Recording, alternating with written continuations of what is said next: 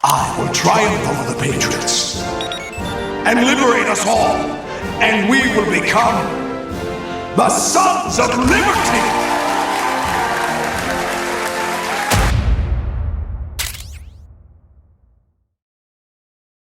According to Pentagon sources, the Sons of Liberty are reportedly headed up by the very same Solidus Snake, who has also claimed responsibility for various other acts of terror, including the Shadow Moses incident and the Paris hotel bombing that killed former President George Sears. At this hour, the U.S. military has quarantined the Big Shell in a mile-wide perimeter, and the Pentagon is expected to respond to the terrorist demands soon. This is Karen Hojo, reporting live for Action 10 News. In the Metal Gear series, many characters have challenged the Patriots to change the course of tomorrow's history based on their own beliefs. Ironically enough, the said group is the downfall of their own product, the creations of the sons of Big Boss, Le Vincent Terrible, all to establish world control and take independence and liberties away from the public, changing constitutions and enslaving minds into a soulless system based on their context, rather than the individual. But one that would challenge the system was hidden between Solid Snake and Liquid Snake, the perfect balance, Solidus.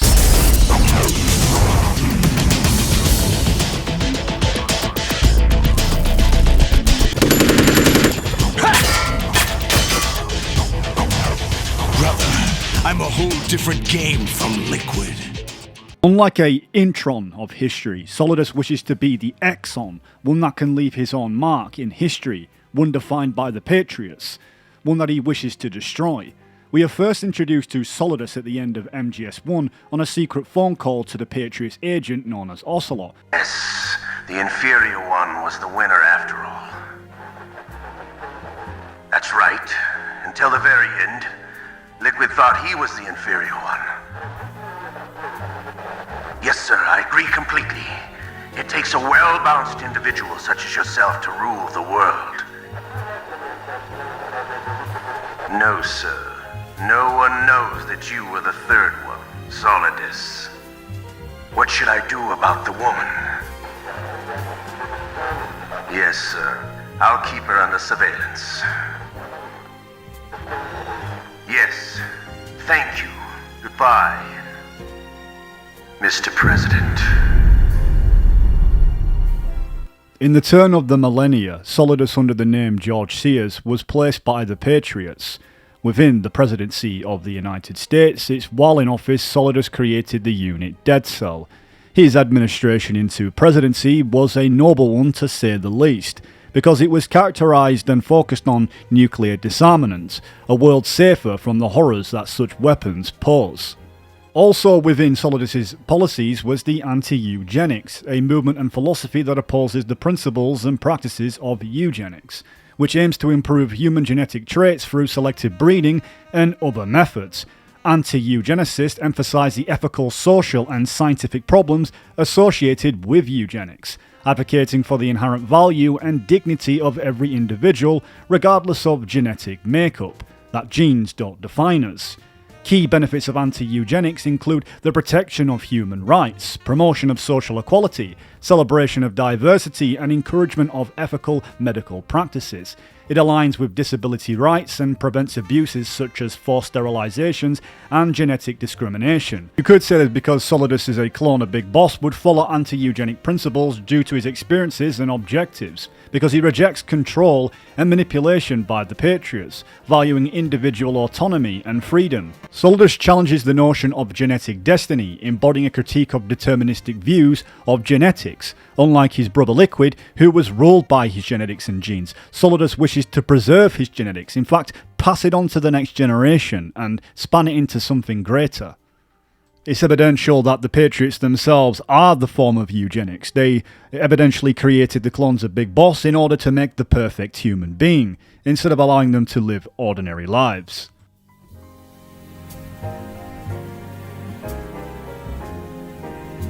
Jack, listen to me. We're all born with an expiration date. No one lasts forever. life is nothing but a grace period for turning the best of our genetic material into the next generation. The data of life is transferred from parent to child. That's how it works. But we have no heirs, no legacy. We brothers are called les enfants terribles, cloned from our father with the ability to reproduce conveniently engineered out. What is our legacy if we cannot pass the torch? Proof of our existence, a mark of some sort. When the torch is passed on from parent to child, it extends beyond DNA. Information is imparted as well. It was also in 2005 he wanted to negotiate with Russia to lower the stockpile of nuclear weapons to agree to a revision of the Anti-Ballistic Missile Treaty. Since the National Missile Defense Program violated such ABM treaty, Solidus wanted it signed so that he could go down in history as doing something good for the world. Of course, it'd be nothing that the Patriots cared for, as it didn't align with their narrative and control. My predecessor, George Sears. That was the name the public came to know him by. I knew him by his code name, Solidus Snake. He was the third snake, preceded by Solid and Liquid, a survivor of the Les Enfants Terribles project. Neither solid nor liquid, he was a well-balanced masterpiece that the Patriots saw fit to entrust with the presidency. However, he fell out of grace with the organization 4 years ago. When acting on his own, he started an incident. However, this did not fall in line with the Patriots' plans. What's more, Solidus decided on his own to send his most trusted man, Ocelot, to provoke Liquid Snake, bringing about the said incident. As a result, he succeeded in obtaining Rex and the data on the warhead. But in doing so, he ended up revealing the existence of both Rex and the Genome Army, a blunder that earned him the wrath of the Patriots. Shortly thereafter, Solidus was removed from the presidential office. So our beloved 43rd President, George Sears, would be the one who had secretly orchestrated some of the events in Shadow Moses, including using Ocelot to persuade Liquid Snake into hijacking Metal Gear Rex and use Rex's data and the warhead that Sears could use against the Patriots, who he had come to hate.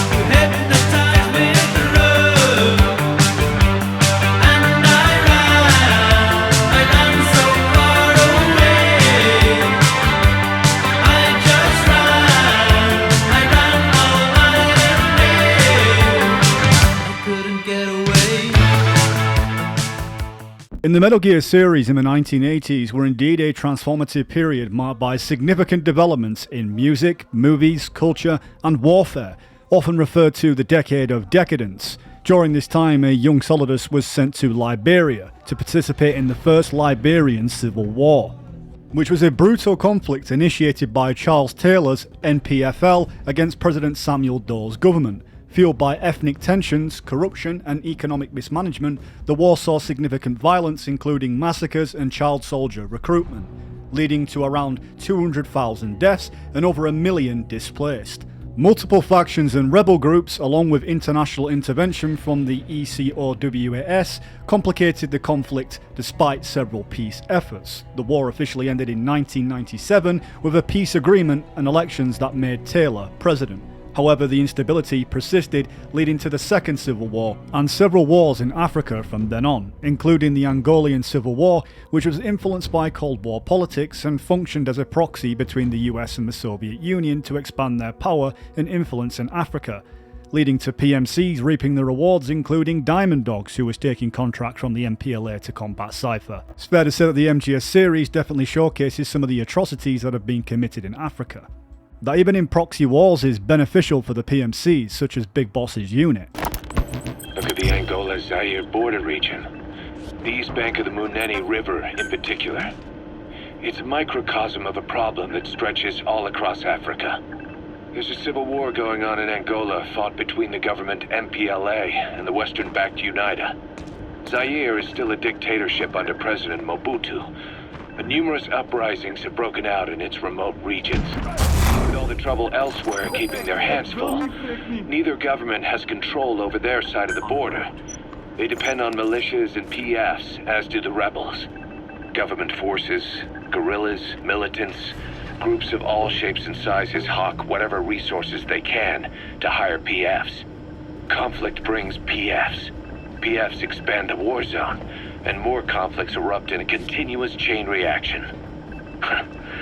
Sounds like our kind of work. Mother Base could grow by leaps and bounds. But with that being said, it was in the early 1980s that Big Boss and Venom Snake was still currently comatized. Solidus himself was established in the likes of Liberia, where he raised his own army, or to be more exact, the small boy unit in the army of the devil, whilst Raiden, or Jack, was inducted as a young boy into its ranks.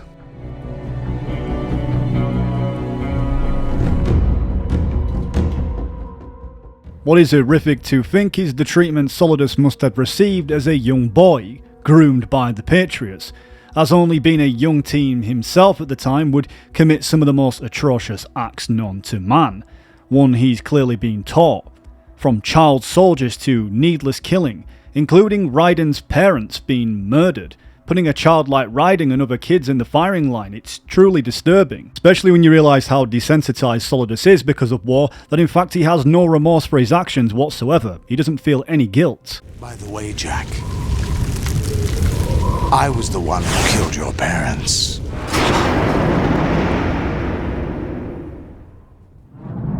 I claimed you for my own and raised you as a soldier in the army of the devil. I am your foster father and your worst enemy. Why? Because I needed to know whether we were really someone else's creation. We're repeating history, Jack. Liquid and Solid hunted down Big Boss, trying to sever the tie that bound them to him. Unless you kill me and face your past, Jack, you will never escape. There is so many questionable actions of the characters in Metal Gear series, but it's a real indicator of the dark realities of abuse in war. And just in general, when you understand the level of trauma these kids suffered being fed food mixed with gunpowder and being forced to watch Hollywood action movies to help them keep focused on killing, is a form of image training, to mould young minds into killing machines. Jack. I'm not like Snake. I never questioned why we fought. There was no purpose, no way out. They give you a gun, you ask how many to kill. If you didn't, you were the one they shot instead. It's okay. No one is blaming you. We were shown Hollywood action films every day. The kind with macho guys and big guns. They call it image training.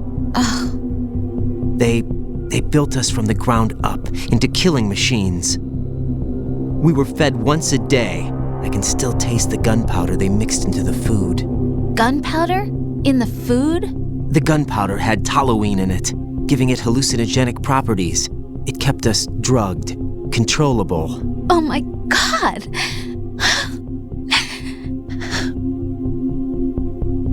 When the Civil War ended, those of us who survived were taken in by NGOs.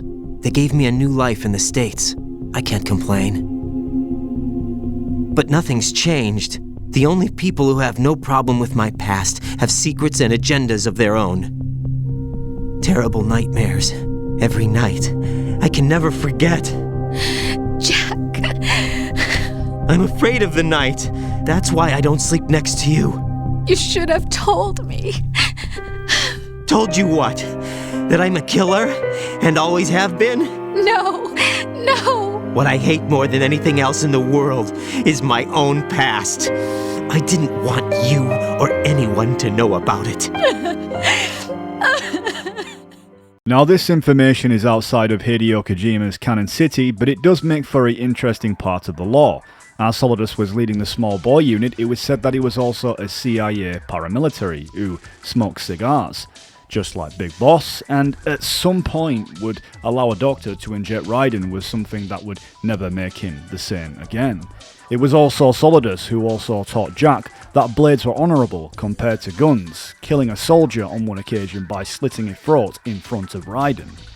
And whilst it may not be canon to Kojima's story, you can tell why it most likely makes sense, considering that Solidus in the game carries 2 katanas. He pretty much has told Raiden everything in combat that he knows.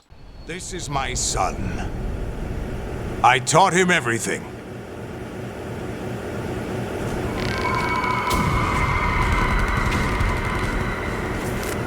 Jack, I never thought I'd see you again. You know me? You don't remember. Your name, your skills. Everything you know, you learned from me.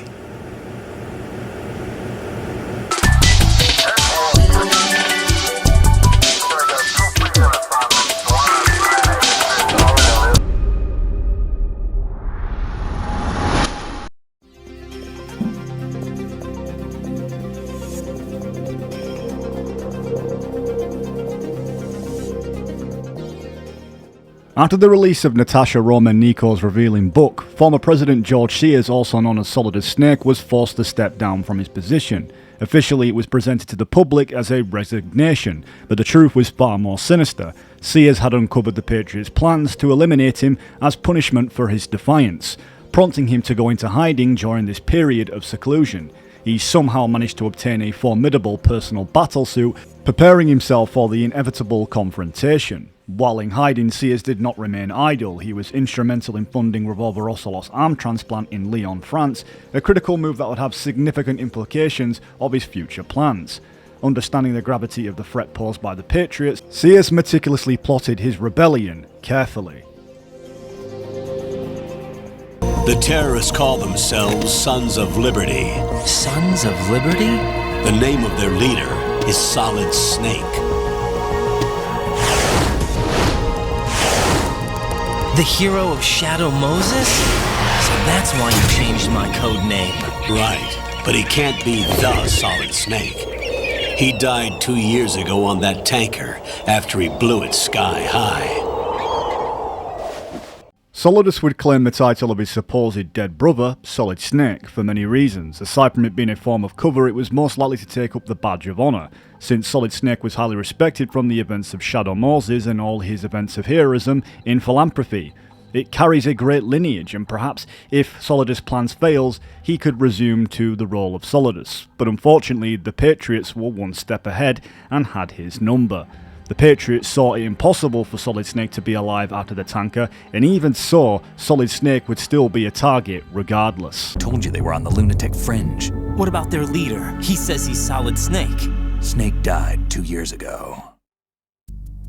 You mean the incident that made this big shell necessary in the first place? Right, and he was the one that sank that tanker. But he's a legend.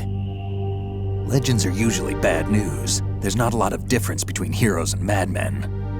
You're saying Snake is still alive and pulled another one? No, he's not involved in this one. His body was positively ID'd 2 years ago. Snake is dead. And buried.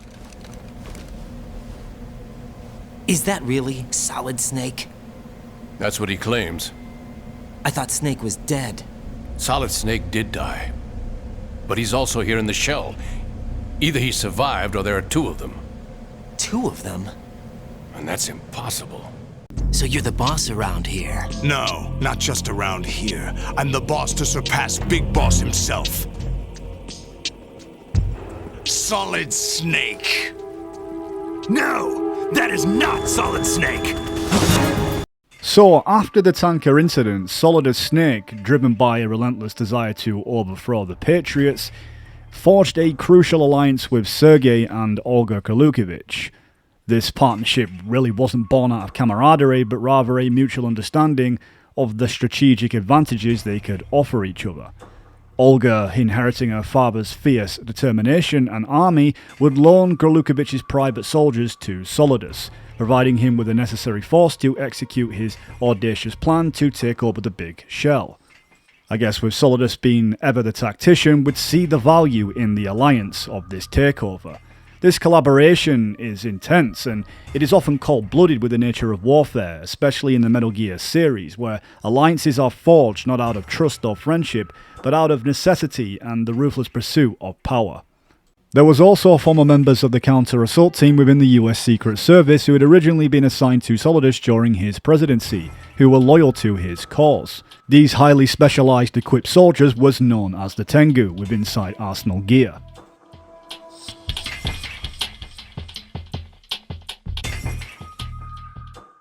We leave for Russia when this business is done.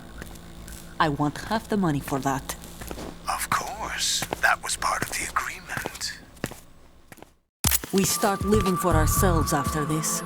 If there's anyone who wants to stay here, I want you to take good care of them. Gladly. Gorlukovich soldiers are the cream of the crop. It's time they went free. What happened to rebuilding Mother Russia? The old man is dead. The world is a different place now. It's your life. Just as a reminder, I'm going to say this again, one last time. Don't try anything on us. The feeling is mutual. Solidus Snake's true ambition was not merely to take over the Big Shell, but to seize control of the Patriots' most dangerous weapon, Arsenal gear. This colossal fortress, equipped with advanced weaponry and cutting-edge technology, represented that critical asset in his audacious plans to dismantle the Patriot control over global affairs, including its nuclear weaponry. The nuclear briefcase was stolen from the Navy captain who was holding it for the president by Vamp, who would take the nuclear briefcase along with the kidnapped president in order to use a nuclear weapon against the Patriots. This device intricately is tied to the vital signs of President Johnson, making him indispensable for the activation and reactivation of a nuclear launch. It's fair to say that Solidus' takeover was a bold move to say the least, one that directly challenged the Patriots at their front door.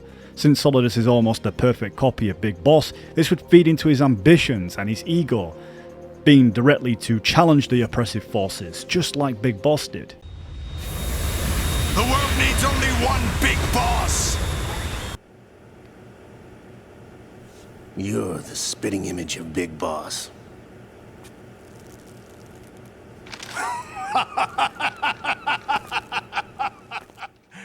Whilst the clones of Big Boss are closely connected to him and resemble him in many ways with their looks and skills, unlike Liquid, who despised his father and blames Big Boss for his cursed heritage, but respects his goals, and ultimately with that wants to establish his own new Outer Heaven, where soldiers are needed again. You're not thinking of reviving Big Boss's dream. From today, call this place Outer Heaven. What are you really after? A world where warriors like us are honored as we once were, as we should be. That was Big Boss's fantasy. It was his dying wish. When he was young, during the Cold War, the world needed men like us. We were valued then. We were desired. But things, are different now.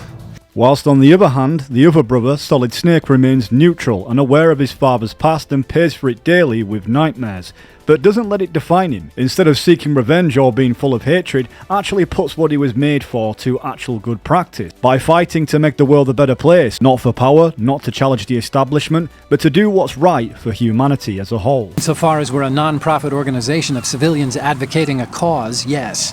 The cause happens to be the eradication of Metal Gear. We work on our own, but it's a cause worth fighting for. Why would you stick your neck out for something this risky? That's the way I used to look at it, 4 years ago. I was holed up in the middle of nowhere in Alaska, drinking too much. We have a responsibility to the coming generations, to the world. What responsibility? To keep track of the mistakes we've made as a species. We need to remember, to spread the word, to fight for change, and that's what keeps me alive. You think you can change the future? Nah, I'm not as arrogant as that. And if we're speaking on Solidus, he doesn't wish to recapture Big Boss's dream. Whilst he is aware of his connection to such legend and what it means and how it really feeds into his ego, especially at the point in Metal Gear Solid 2, his ambitions really do differ from Big Boss. He doesn't wish to just build a military nation, in fact not at all, but what he wants to do is liberate America, which is practically the base of operations for the Patriots, and just like his brothers in their own ways, wish to destroy this oppressive system too. And we're speaking in the context of Metal Gear Solid, it isn't as black and white, there isn't no good and evil. What we call the antagonist is actually a contagonist. It's a lot more morally ambiguous, because if we're talking about the topic of war in general, there isn't really no right and wrong. People die every single day. Solid Snake explains this the best a few times within the series. I guess you could say it's a principle of the lesser of two evils, with the whole notion that we're selecting from two immoral options, the least immoral one should be naturally chosen. Solidus is a visionary amongst many and is closely connected to the core principles that the founding fathers of America had established, something that would drive his ambitions along with the general themes of being within Metal Gear Solid 2, which is themes of liberty, and much more of Hideo Kojima's placement for it is definitely connected to Solidus in many ways. That sometimes in order to achieve the said liberty is sometimes achieved through measures that are quite violent.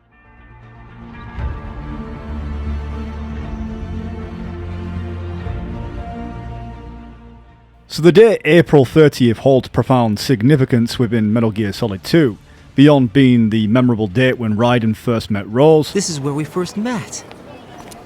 I remember now. Today is the day I met you. That's it. On April 30th, 1789, George Washington, standing on the balcony of Federal Hall on Wall Street in New York, took his oath of office as the first President of the United States. Solidus Snake, a character steeped in the law and the legacy of the United States, being a former president himself, was in awe of this symbolic location being atop of Federal Hall. We're talking about the site where the very first nation's president took his oath, represented the ideals of liberty, leadership, and the birth of a new era. Solidus, with his grand ambitions and deep-seated reverence for American history, stood atop Federal Hall, as if he was channeling the spirit of George Washington into himself.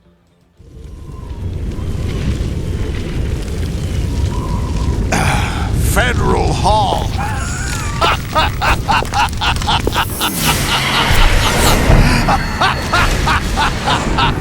What are you laughing at? Do you know what day it is today? April 30th? That's right. George Washington took office as the first president of the United States of America 200 years ago today. And it happened right here. We were going to declare another independence, the dawn of a new nation, here. The end of the Patriots' secret rule, liberation of this country. This was where it was supposed to begin. This is where freedom could have been born.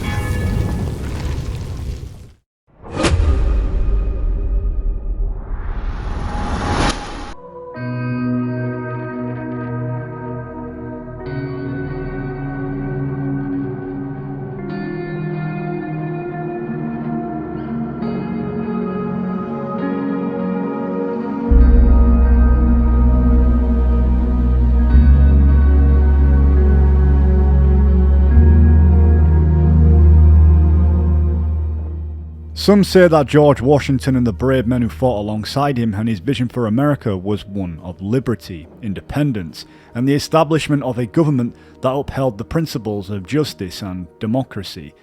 Being the first president of the United States and a leading figure in the American Revolution, Washington sought to create a stable and effective government that would protect the freedoms and the rights of its citizens from totalitarian control. With his leadership during the Revolutionary War, would secure the American independence from the British rule, culminating in the adoption of the Declaration of Independence on July the 4th, 1776. This seminal document, authored primarily by Thomas Jefferson, proclaimed the colony's right to self-governance and articulated with the core values of freedom, equality, and the pursuit of happiness. You could say that hypothetically, if there never had been a Declaration of Independence, the American colonies would have remained under British rules, and the rights and the freedoms of the colonists would have been shaped by British law and government. Which means particular rights and freedoms wouldn't have been the same, such as while English common law did provide certain protections and rights, they were not always uniformly applied or guaranteed to the colonists. Rights such as trial by jury, freedom of speech, and protection from unlawful searches and seizures existed but were often interpreted and enforced in ways that favoured British interests. This revolution once seemed a righteous thing. Our cause pure and just. We asked only for what all people deserve: liberty, equality, and respect. The Empire should have embraced us. Instead, they pushed for war. A war it seems they are now destined to win. I dared to dream of better things. Behold what it has wrought. Such dark thoughts will cripple a man, but only if he lets them. Look again. Out there stand men and women determined to be free. Such a struggle is rarely easy and never without sacrifice. I've often asked myself 1,000 times if I would not be happier back amongst my people, living a quieter, simpler life. But if I abandon my cause, if you abandon yours, Commander, who would take our places? And what would become of the people who rely upon us? I'm aware that Assassin's Creed doesn't perfectly represent George Washington's character from the reports, considering that this man was the first on the horse to lead his troops in battle every single time. He was brazen and bold, to say the least. This game depicts him as being somewhat soft and someone that doesn't stand up to the George Washington title, but considering that in Assassin's Creed 3, Robin Atkin Downes, who plays as Kazuhira in Metal Gear Solid 5, plays as George Washington into this game, just felt like the perfect thing to use for this video. You could say that the matter of liberty and independence could be subjected. It's based on one person's values to what they believe is the ultimate form of freedom. George Washington's impact on the Native Americans, Connor's people, was complex and multifaceted, with both negative and positive aspects through predominantly negative from the perspective of Native American communities. It was his policies and actions as a military leader and as a president that had significant and often detrimental effects on Native American tribes. Whilst George Washington is known for his liberty and principles for the American people, he at the same time is also an oppressive force that is also being oppressed by the oppressive force. It's almost like a double helix. They are in the same contrast, that throughout his military skirmishes it would affect several people in the process, which in contrast to Solidus would serve as the same oppressive force by nature given on his treatment towards Raiden and the child soldiers, and also his oppressive nature by the fact that he's willing to do anything to get the job done, regardless of what or who stands in the way for the name of liberty. The British have recalled their men in Philadelphia. They march for New York. Very well. I'll move our forces to Monmouth. If we can rout them, we'll have finally turned the tide. And what's this? Private Oh, correspondence! of course it is. Would you like to know what it says, Connor? It seems your good friend here has just ordered an attack on your village. Although attack might be putting it mildly. Well, tell him, Commander. We've been receiving reports of Allied natives working with the British. I've asked my men to put a stop to it. By burning their villages and salting the land, by calling for their extermination, according to this letter. The American Revolutionary War was a complex and tragic period for the Native American tribes who found themselves caught between two powerful forces with conflicting ideologies. The European invasions had already subjected Native American lands and societies to significant upheaval, and the war only intensified their struggles. Of course, the Native Americans allied with the British primarily because it promised protection of their lands from American settlers, along with the continuation of long-standing trade relationships involving weapons, goods and other supplies. And the British had formal military alliances with several tribes, including the Iroquois Confederacy, leveraging these relationships to bolster their forces. This strategic partnership, however, left leaders like George Washington with little to no choice but to engage militarily, with native tribes supporting the British. Sadly, despite these alliances and the strategic choices made, Native American tribes were largely motivated by a common desire to protect their lands and way of life. They were drawn into a conflict that promised some benefits but ultimately offered no guarantees. The aftermath of the war was devastating for many Native American communities, and the victorious Americans continued their westward expansion, often disregarding previous promises and treaties.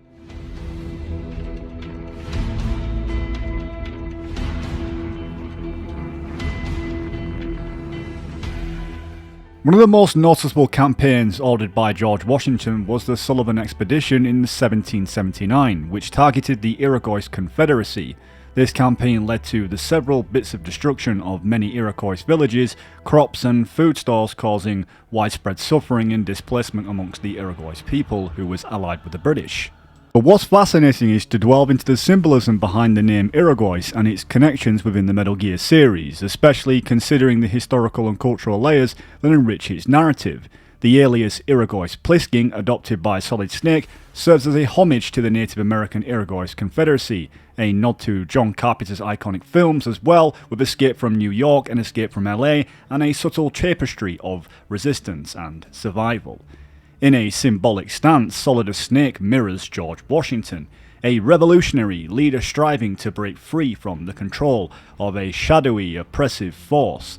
Like Washington, Solidus seeks to challenge the existing order, aiming for what he perceives as a higher form of liberty.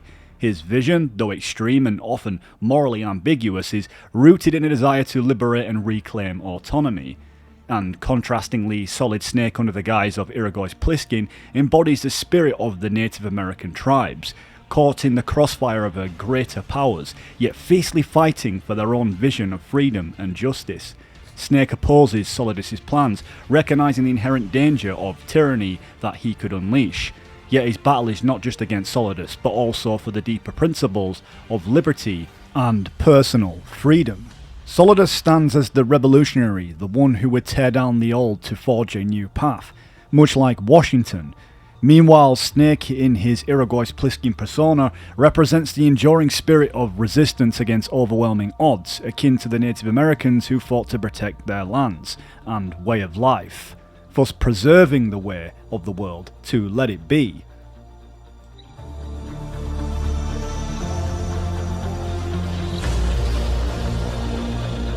So Iroquois Pliskin was an alias? Of course. And the rank of Lieutenant Junior grade? Made it up. That's just great. Anyway, I get the Pliskin part, but what about Iroquois? Iroquois is a Frankified version of the Algonquin word for rattlesnakes. It's what they called their enemies. Algonquin? The Algonquin Nation, one of the many groups of Native Americans who used to call Manhattan Island their home. The majority of tribes, in what's now the state of New York, were a part of the Algonquin Nation. So this was a stronghold of snakes. By the way, Manhattan means Island of Hills in Algonquin. George Washington's contributions, along with the other founding fathers, were pivotal in shaping the United States and making it become what it is today: foundations and principles and governance structures. Washington would advocate for a policy of neutrality in foreign affairs, steering the young nation away from entanglements in European conflicts. But one of his most notable assets is the Declaration of Independence. Although Thomas Jefferson is credited with writing the Declaration of Independence, it was thanks to Washington's crucial role within the Revolutionary War, the declaration that would assert the colony's right to self-governance and outline grievances against King George III, laying the ideological groundwork for American independence. And most noticeably of all is the Constitutions and the Bill of Rights. The first 10 amendments to the Constitution, known as the Bill of Rights, were adopted to protect individual liberties and prevent government overreach. These amendments included fundamental rights such as freedom of speech, religion, and the press, the right to bear arms, and protections against unreasonable searches and seizures. In an essence, you could say things were governed more fairly, the people had more control and power to live their lives with a little bit more liberty and freedom, under a law system that was fair to everybody. Of course, most of this wasn't without a price. Many people died in conflict in order to make this liberty possible. Some of the people are attacking the pyramid. People attacking. I am the people. Yes, my liege. I am the people. I've given myself to the cause of freedom. Do they not see? I've sacrificed my entire life for them. defeated the English. I gave them liberty. Me! Bitch! Come on, get up and start talking! Bear in mind that Solidus is not just fighting the Patriots for a personal vendetta, but for a greater prospect, one that benefits the nation he once governed, that such declarations and constitution rights of the people would be destroyed by the Patriots' elusive influence controlling world affairs. We know one of these amendments that would be abolished, and it's the Second Amendment because of the guns of the Patriots.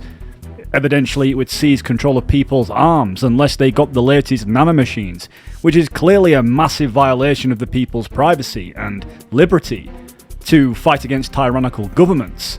But sadly, the public are integrated into their system that it's become its own ecosystem. Sadly, that people could not get used to if it ceased to function.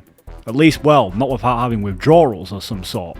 In the universe of Metal Gear Solid 4, the world is consumed in the war economy, and it's affected even its societies, even civilization. But I believe it's still relevant given on the Patriots' power, which is clearly showcased by Ocelot, that all ID tag guns just may be shut down on command, especially if it poses a threat to the larger forum. Hell, even people's autonomy can be controlled. It's understandable that Solidus went to the extent that he did to preserve such important amendments, which just showcases he's not just out for his own power. At least that's what I believe.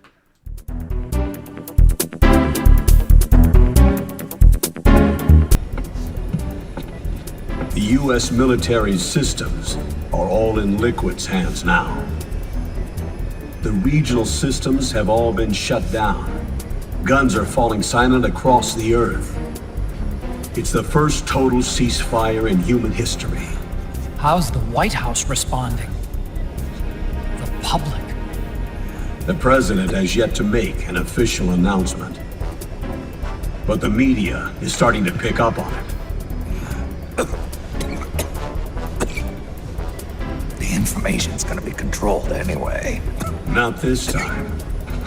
The war economy is ground to a complete halt. It's tough to play down a crisis of these proportions.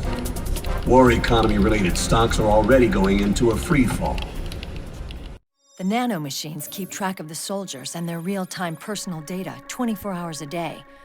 They monitor each man's position, movement speed, reserve ammo, firing accuracy, wounds, rations, water intake and supply, sweat secreted, heart rate, blood pressure and sugar levels, oxygen. All the data gathered on body condition, on sensory organ data showing pain and fear, data on every internal response within the body. All of it is collected by an AI at the system's core. Jack, it's not power I want. What I wanted to take back from the Patriots are things like freedom, civil rights, opportunities. The founding principles of this country. Everything that's about to be wiped out by their digital censorship. All I want is to be remembered by other people, by history. The Patriots are trying to protect their power, their own interests, by controlling the digital flow of information. I want my memory, my existence to remain. Unlike an intron of history, I will be remembered as an exon. That will be my legacy, my mark in history. But the Patriots would deny us even that. I will triumph over the Patriots and liberate us all, and we will become the Sons of Liberty! King, Fat Man is dead. It doesn't matter. Saved us the trouble of getting rid of him ourselves. The Sons of Liberty and groups Solidus Snake and Dead Cell from the Metal Gear series represent two distinct forms of resistance. Of course, against authority, one rooted in historical reality and the other in a fictional narrative. The Sons of Liberty, who were formed in 1765, were a secret organisation that played a pivotal role in the American colonies' fight against British rule. The Sons of Liberty's primary aim was to challenge these injustices and fight for the colonies' rights, as they were central to many acts of defiance, including the famous Boston Tea Party. Yes, the British love a good old bit of tea, but they protested the Tea Act by dumping British tea in the Boston Harbour. They also erected liberty trees and liberty poles as symbols of their resistance. One member known as Isaac Sears, ironically to that of George Sears, known as King Sears, was a noticeable leader within the group, especially active in New York. His charismatic leadership and ability to rally people against the British policies made him a key figure. He led protests, enforced boycotts, and organised the seizure of British ships. Of course, all actions that directly contributed to the burgeoning revolutionary spirit. The Sons of Liberty's efforts were instrumental in uniting the colonies and laying the groundwork for the American Revolution. And in stark contrast to the world of Metal Gear Solid 2, Sons of Liberty introduces Solidus Snake and the rogue unit Dead Cell. Whilst the non-fictional Sons of Liberty employ bold but relatively non-violent tactics like protest and boycotts, ultimately leading to the successful revolution and the birth of the United States, Solidus Snake and Dead Cell storylines revolve around violent rebellion and the quest to dismantle a shadowy control system. The term of Sons of Liberty in both contexts symbolises the fight for freedom, but it's the application that diverges significantly between historical reality and fictional dystopia.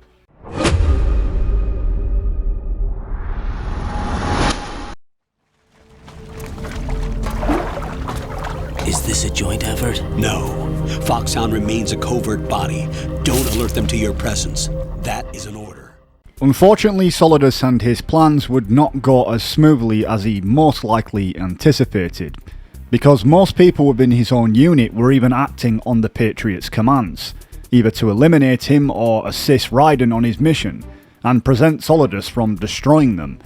Raiden, who was a Patriot pawn who was sent in the big shell as a vector, just like Solid Snake, only Raiden would have to eliminate Solidus in combat.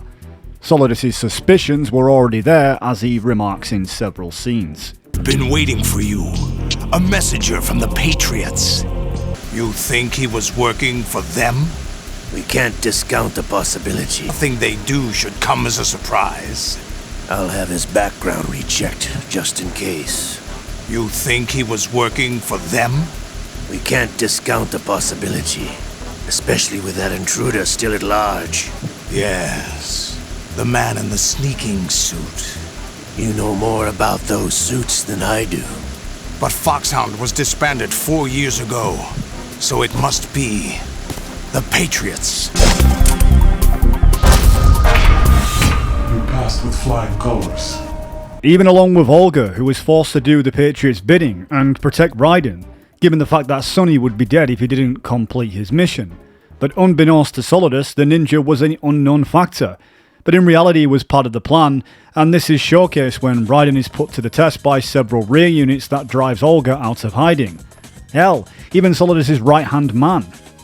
Ocelot, because it's actually him who arranged for the appearance of the ninja in the first place. You can see how Ocelot and Olga are playing their parts to make sure that Solidus buys into the story.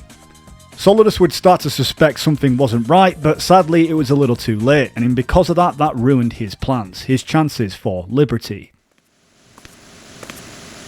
Who is that cyborg ninja, Shalashaska? I cannot even guess. What about you? I'm having the matter looked into.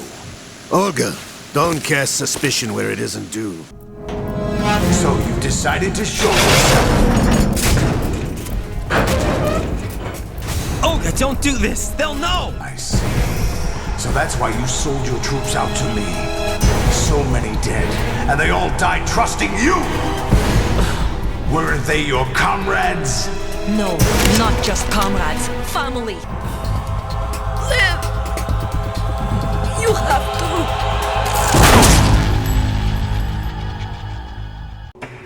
You think this little terrorist incident is your own doing, Solidus? This is the S3 training kernel. An orchestrated recreation of Shadow Moses. What? Ames and the President's deaths. The ninja. The computer virus that mimics Foxdie. Did you really think they were all a coincidence?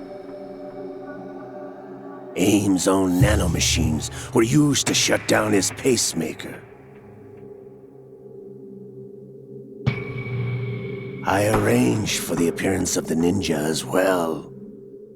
I mean, Ocelot, a master manipulator and clearly a double agent, is notorious for labelling the events surrounding Arsenal Gear and the Big Shell incident as a terrorist operation. Yet it's richly ironic because the Patriots whom he serves and seeks to undermine embody the very essence of terrorism. And are the opposite of liberty, but more the face of oppression. It's fair to say that in the grander schemes, Ocelot's actions, while seemingly loyal to the Patriots, are carefully crafted as a part of his intricate plan to ultimately secure liberty and freedom. You could just say that he is playing the long game. Solidus's primary objective is often misunderstood, and even I have made the mistake of misunderstanding that as well. It's not the nuclear briefcase or the immediate threat of nuclear terrorism, which is just rather a way to draw the Patriots out. Instead, his true goal is Arsenal Gear, but more importantly, the AI that harbours crucial data on the Patriots themselves. Solidus seeks to expose and dismantle the Patriots by accessing and revealing this information contained within GW. However, the Patriots are always one step ahead and anticipate his moves and devise a countermeasure in the form of Emma Emmerich's worm cluster. It's fair to say, whilst everyone's being played like a fiddle, but Solidus is not the only one throughout the series who tried to take them down, and I won't use the word failed, but just didn't get to witness what he fought for. The bittersweet freedom of humanity. But anyway, he knew nukes were no good and wanted Fortune to serve as the distraction whilst he fights Raiden, the only key to the Patriots' location. Members that he believed to be alive that he wished to destroy. Seizing Arsenal Gear was never the real objective. What was your objective then? A list of names of the Patriots! They were planning to extend their control to digital information flow with GW and Arsenal. That means the information they want to filter out is contained in GW, including that list of the highest 12 members of the Patriots Wiseman's Committee. And once you knew who they were, you would cross out their names one by one, while we, with our useless arsenal, drew their fire. Very good. You were using us all along. Were you any different? But your plans hit a snag with GW destroyed, hasn't it? But we have our own plans to carry out. We'll take the arsenal since you don't care for it anyway. The purified hydrogen bomb is ready to go. A nuclear strike won't stop them. It will damage their power source. The mindless masses that they control. In the final moments and the final battle for survival, Solidus is confronted by his oppression, one seeking his liberty and freedom that had been stolen from him on a personal level. Solidus is Raiden's patriot, one that he must set free, something that Solidus acknowledges. Solidus explaining his true feelings and intentions to Raiden like a father would a son. Since Solidus had the ability to reproduce taken out of him like his brothers, only fied his ambitions to leave something behind in history, some sort of legacy, perhaps to atone for the atrocities he'd created, with that example, Raiden staring back at him, reminding him that the larger evil at play has caused all of this, that like an honourable man would face Raiden in a final moment. My son.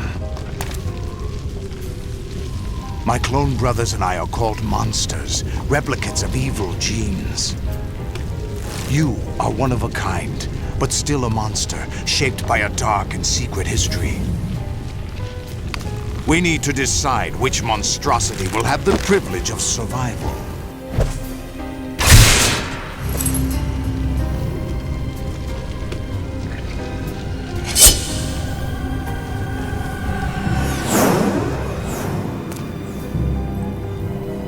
I have other reasons for wanting you dead. The clues to the Patriots inside GW have been erased, but there are other traces. Inside you. What?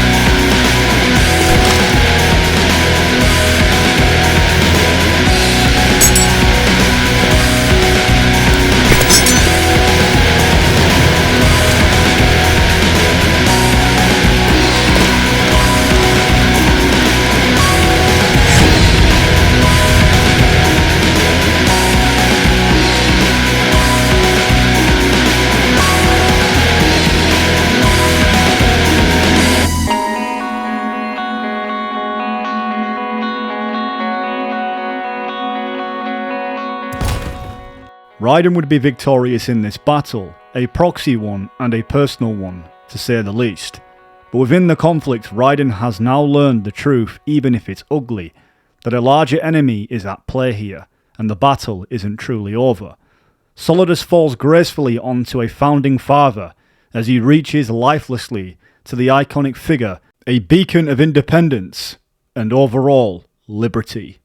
Solidus wouldn't be dead technically, but his body was completely lifeless, a fiery soul with no vessel to carry his ambitions. It's worth noting as well that some content was cut from the end of MGS2 regarding Solidus and Raiden, and one was just as Solidus falls off the building, he is noted as saying something in the original script, a piece of dialogue that the viewer can't hear. But it still hasn't been confirmed what it is, as far as I'm aware. Along with Raiden, who makes a sword swipe, which was meant to make the US flag fall on Solidus, almost as a homage to Solidus in a way, to symbolise that he really was a patriot for his country, but given on the release date and the incident with the Twin Towers, that idea was scratched. Hopefully one day that's something that can be clarified, or perhaps if the channel gets any bigger that it's worth actually getting noticed by Konami, I will ask the question myself. Solidus now brain dead due to his injuries, but even regardless, his purpose still lives on, to free the world from the Patriots. Whilst immobile, his cause still exists, who is carried on by others who are inspired to do the same. Solidus' body served as a decoy for the Patriots' proxy AIs, which basically had control over the whole United States. It's thanks to Eva using Solidus that Big Boss's body could be re-established after the events of Zanzibar. Of course, many years later, but would be connected with his sons once again, through a form of phantom limbs.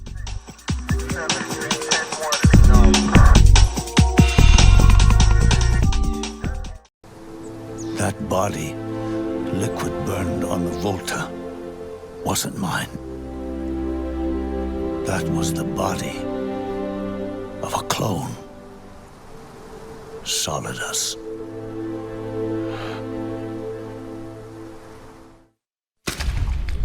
He was a perfect clone. Zero and the proxy AIs that came after him were convinced that Solidus was me. I was implanted with nanomachines, kept in a state of eternal sleep by JD and the proxy AI. Eva stole my body from them and reconstructed it by replacing the missing parts with pieces from Liquid and Solidus. And Ocelot, in order to fool the system, used nanomachines and psychotherapy to transplant Liquid's personality onto his own. Metal Gear Solid 4 is considered the conclusive ending to the series, and also the ending of Solidus, because he would be officially dead after Ocelot needed his DNA to hack into the Patriots AI, because Solidus is the perfect clone of Big Boss and a great way to access SOP. But Solidus' plans didn't align with Ocelot's long game to take down the Patriots, and ultimately Ocelot wanted to save his best friend, where Solidus just wanted to surpass Big Boss, and he had no interest in his revival, just a bunch of dead dudes from the Wise Man's Committee. Snake, you there? It's me. I've finished going over that disk. Did you find the Patriots list? Of course. It contains the personal data of 12 people. There was a name on it. Snake, it was one of our biggest contributors. What's going on around here? I don't know. Anyway, where are they? Well, we were right about them being on Manhattan, but... But what? They're already dead. All 12 of them. When did it happen? Well, about 100 years ago. What? I mean, his death wasn't in vain. In fact, it was inspiring to think he had some balls to challenge the Patriots like he did. And with Ocelot having all the things he needs, I guess it was the best thing, finally putting Solidus out of his misery. Liberty and independence would once again be restored, and Solidus' visions would be a reality. With the system now closed down, people could finally feel their real emotions, not ones dictated by others, and have control of their own free will and freedom to choose their own lives, to pass on whatever information suits them, whether they be on a genetical level or through media, the one thing that they can pass on to the next generation. Somewhere out there. I know he's laughing.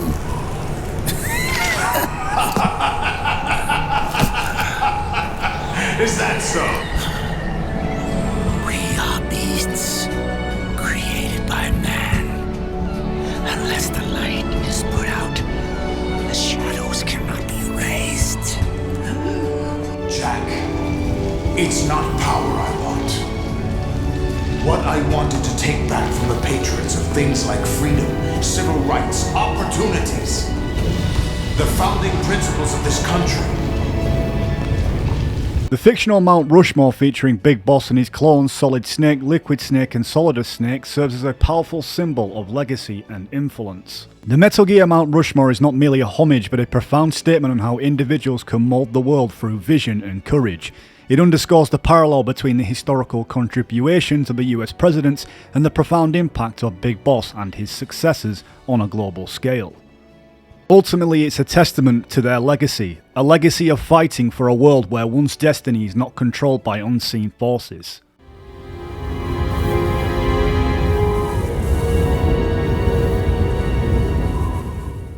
With that all being said, even after all the evil Solidus did do to Raiden, Raiden did learn something important within this awakening, that he can finally forge his own path and enjoy his own independence and liberty, just like you and I.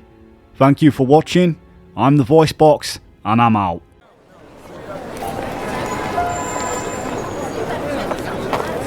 I think I found something to pass along to the future. What?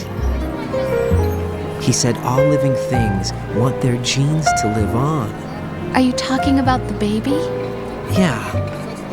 The genes aren't the only thing you pass on.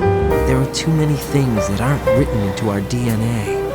It's up to us to teach that to our children. What kind of things? About the environment, our ideas, our culture, poetry, compassion, sorrow, joy. We'll tell them everything together. Is that a proposal? This is for your ears